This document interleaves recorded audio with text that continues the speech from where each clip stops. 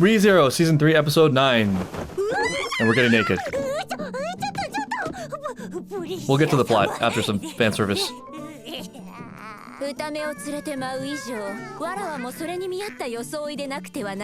Nothing about this is appropriate attire. This is your battle outfit?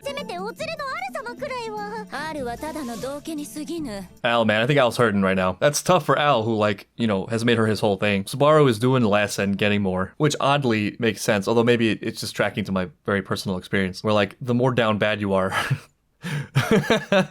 the more you justify that as your single focus. Part of that not actually being duty or goodness, but possession.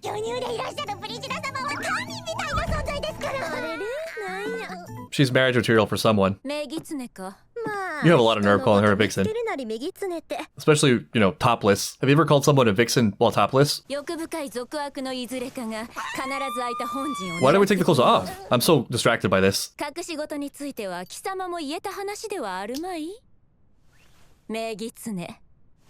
No.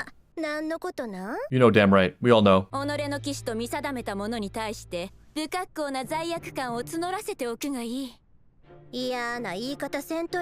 Are we gaslighting Julius? Is that the tactic? Yeah, I mean, I saw the fire sword thing. I feel the least worried about them out of all the groups, clothes or not. In all honesty, from what I've seen of the two of them, and if for some reason I had to choose between only them two, I think I would rather be in Priscilla's camp than Anastasia's camp. I mean, Anastasia, I think she still has a lot more to develop, so there's a lot of room for that to change. But just personally, I'll take Priscilla's sort of brazen, brash, rude, honest style over what seems to be the more scheming, tactical, gaslighting, I have my own agenda thing that Anastasia has going on. I don't know, they're not totally devoid of beauty. I mean, there's something aesthetically pleasing about them. We've never really seen Otto use his abilities to his full power, which he could. And I still want to know if he can communicate with these beasts. I mean, they are beasts. I just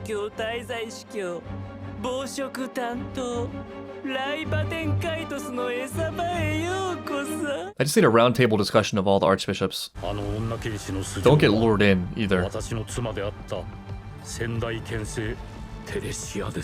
Yeah, that too. That was not really the time, but...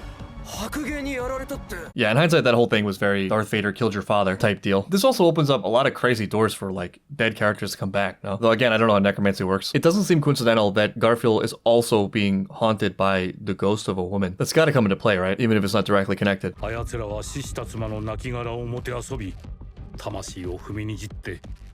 Do you like flowers? Ask her if she likes flowers. Wilhelm's really good at channeling his emotions for fighting, always. There you go. There's Garf's. Just like Olegrin. I don't know, 8 arms. 8 arms. Okay, sorry, Garf. Okay. Oh no. Well, she looks great! That's brutal. I think maybe it would have been better if, you know, she looked like a corpse. Or would it have been? Is it better or worse? It was such a weird good news, bad news thing with Theresia. How much is in there?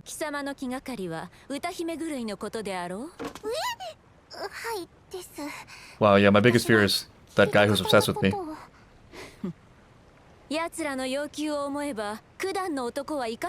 Oh, that he's alive. Okay, I knew that. I'm sort of suspicious of him. So the same person that opened the water valve? I feel like she knows something. What do you know? No problem. Yeah, timing was amazing, honestly.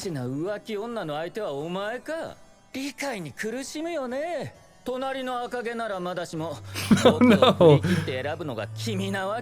Reinhard, even Regulus can accept. You just gotta take it. Your girlfriend likes Reinhard more than you. The truth is only painful if you lead a life of lies. He's better than you in every possible way, and that's alright. Subaru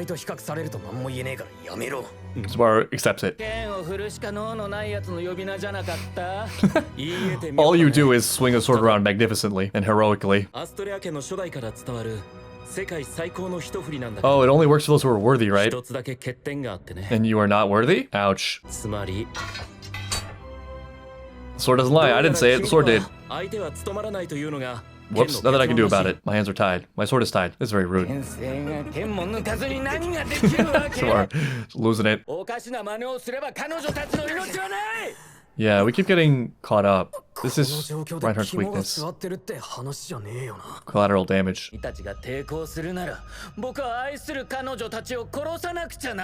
Half of them in here wishing for death. I remember my Regulus introduction. Yeah, no choice.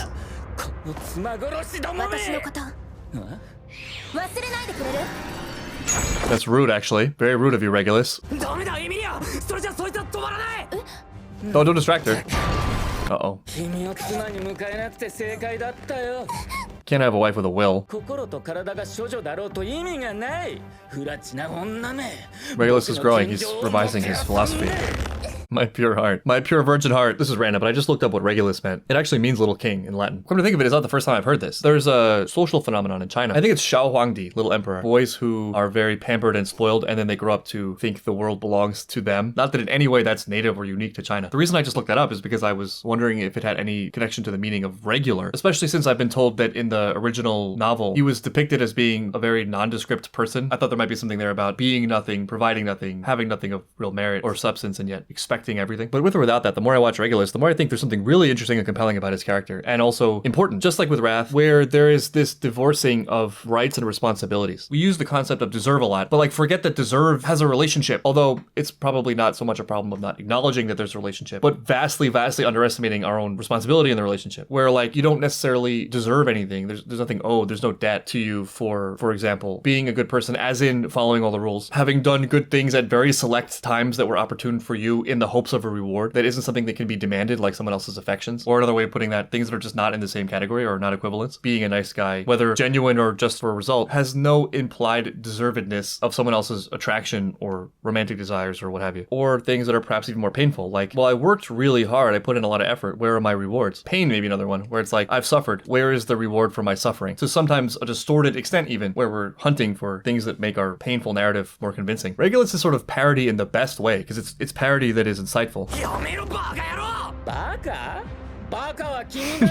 I'm not stupid, you're stupid. Stupid. Finally, somebody reasonable. See, that wasn't so hard. Reinhard has a virgin soul and a pretty face. His physical body, I have my doubts.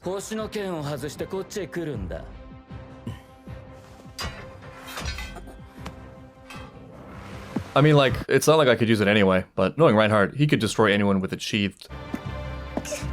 He looks so smug. You don't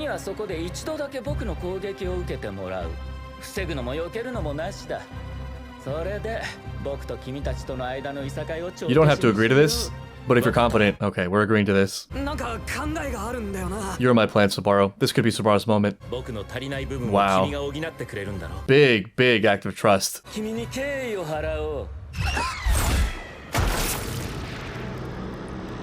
Subaru? That was not good. This is a reset, right?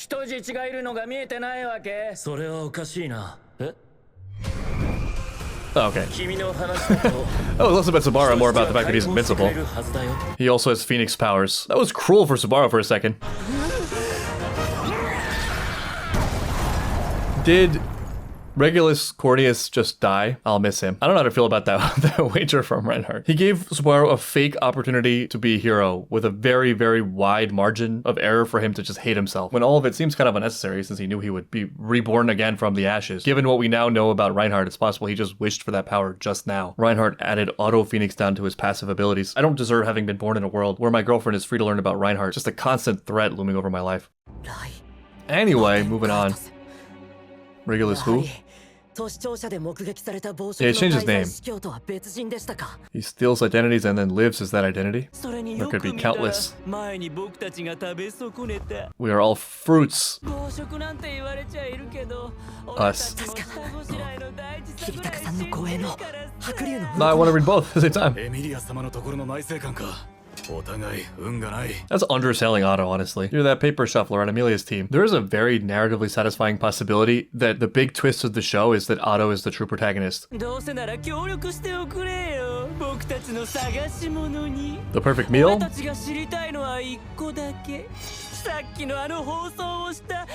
Oh yeah, he would be delicious, I guess.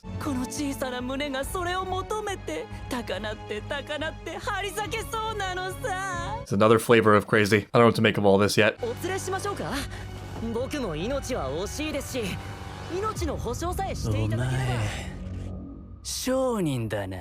Oh, we don't like merchants? They're so particular about everything. No appreciation for true beauty and value. Who robbed you? Isn't there a saying like that? Knowing the price of everything and the value of nothing? Oh, it's Oscar Wilde. A fool is someone who... There could be something here. For somebody who has professed his love of consumption and how pleasure is the highest principle, or at least I think that's what he said, it's interesting that he seems angry about his line, "The world runs on gluttony." There are a lot of interesting points to be made about consumption, which I think is often treated as a good in itself, or since it's sometimes a lagging indicator or stems from an underlying good, is confused for the good itself, where I think consumption actually is probably more like just a loss always, but then there's a question of like, what did you gain for your consumption? And it's very possible for the product of consumption to be greater than the sum of its parts in a way that's productive and healthy, but of course not always the case. At a very zoomed out level, I mean, like, just any action, any choice is a consumption of time, but obviously there are ways to consume time that are great. The question is like, how much are we pushing the ball forward? What good is it actually doing? Are we using resources well? Maybe that connects to Sloth's point somewhere, somehow. Like, consumption pleasure is the ultimate, and so you cannot do it soullessly or frivolously. And merchants, ugh, they just want money. And money is an abstraction of value that also kind of runs that same telephone game where it becomes about the money, forgetting what it represents and why we're doing it. They can't eat money. Oh, wow, we're posing. And Gyarados! Double Gyarados. Wow, Otto is a Pokemon trainer confirmed. Kinda looks like a Pokemon trainer, actually. Oh, so there actually are two. Okay. I thought it was like a soul switcheroo thing, since he's like, you know, consuming souls or something. And as Otto put it, there are no less than two. There could be more than two. It's also possible that he can split or transfer. There's a lot of unknowns here. That's part of what makes this so dangerous, I guess.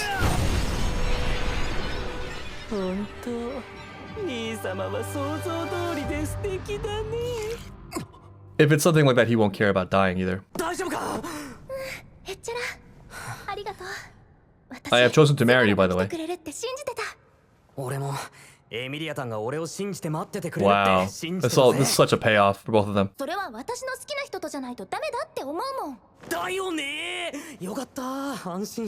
At least their values align. I'm not ready for that yet. Oh no, I did that already. Phoenix did.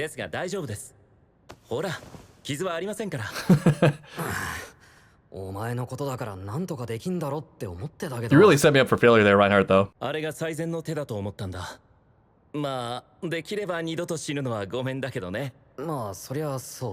Sure, yeah. Subaru knows about that, actually. We have more in common than I thought. As seems to be the case with everything, Reinhardt's return by death is a little bit better. Though actually, maybe Subaru's is better long-term. Subaru's is more frustrating, it's more grueling work, but it does give you more options. Reinhardt's gives you more coolness points.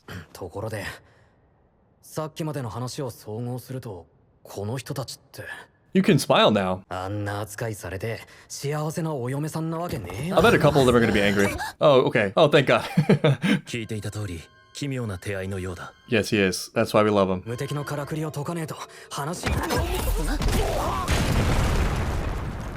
He's dead now. I decided he would die. Grant me the power of instant death. Don't just ask for it. Ask whatever God it is that gives you everything you want all the time. But for my husband. I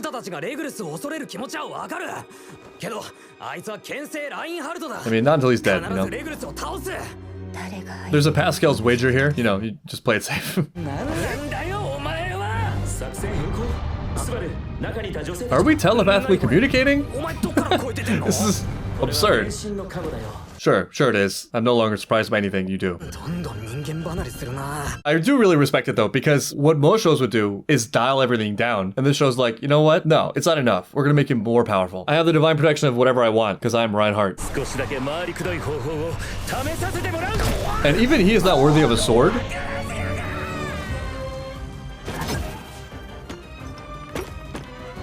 Is Regulus getting air juggled right now?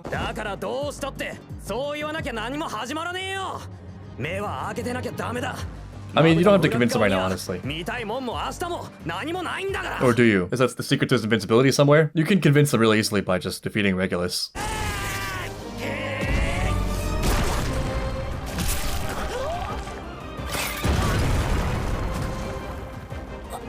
Right on the heels of all this worrying about his strength. Oh, hi. Thanks for nothing.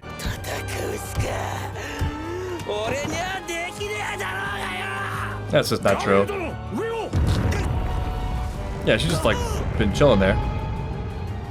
Beautiful. He transformed at the last minute.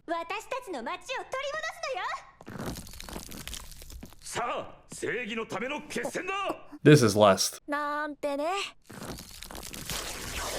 Oh, you've been here the whole time. Scary.